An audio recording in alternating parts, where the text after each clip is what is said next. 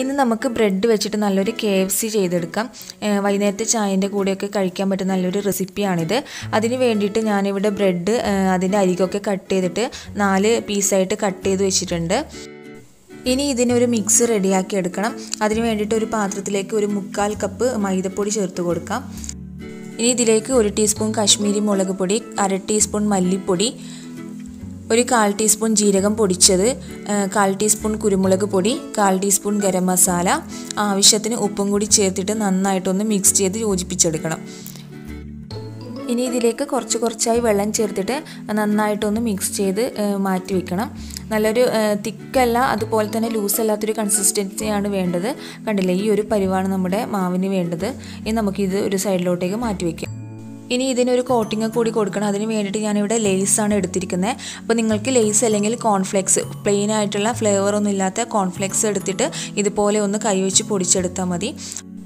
ഒരിക്കലും മിക്സിയിലിട്ടിട്ട് നന്നായിട്ട് പൊടിച്ചെടുക്കാൻ പാടില്ല. ഒന്നെങ്കിൽ കൈ വെച്ചിട്ട് അല്ലെങ്കിൽ ഇഞ്ചി വെളുത്തുള്ളിയൊക്കെ ചതയ്ക്കുന്ന കല്ലുണ്ടല്ലോ, അത് വെച്ചിട്ട് നന്നായിട്ടൊന്ന് പൊടിച്ചെടുത്താൽ മതി. ഇനി ഇതും ഒരു സൈഡിലോട്ട് മാറ്റി വയ്ക്കാം.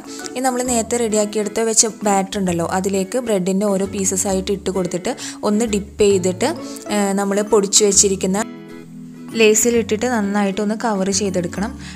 ഒട്ടും ബാറ്റർ പുറത്ത് കാണാത്ത വിധം നന്നായിട്ടൊന്ന് കവർ ചെയ്തെടുക്കാം.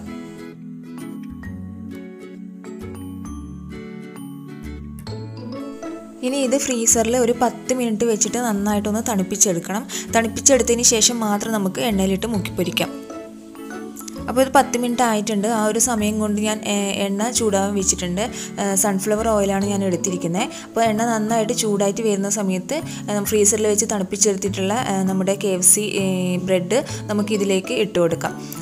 ഇട്ട് കൊടുക്കുമ്പോൾ കുറച്ച് ഹൈ ഫ്ലെയിമിൽ ഇട്ടിട്ട് ഇട്ട് കൊടുക്കുക. അതിന് ശേഷം ലോ ടു മീഡിയം ഫ്ലെയിമിൽ ഇട്ടിട്ട് കുക്ക് ചെയ്തെടുക്കുക. അപ്പം പ്രത്യേകം ശ്രദ്ധിക്കുക, ലേസ് ആയതുകൊണ്ട് കരിഞ്ഞു പോവാതെ നോക്കുക.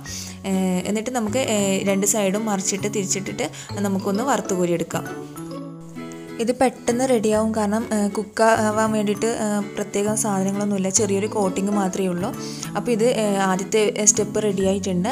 ഇതുപോലെ തന്നെ നമുക്ക് ബാക്കിയുള്ളതും കൂടി ചെയ്തെടുക്കാം. വളരെ എളുപ്പത്തിൽ റെഡിയാക്കി എടുക്കാൻ പറ്റുന്നതാണ്.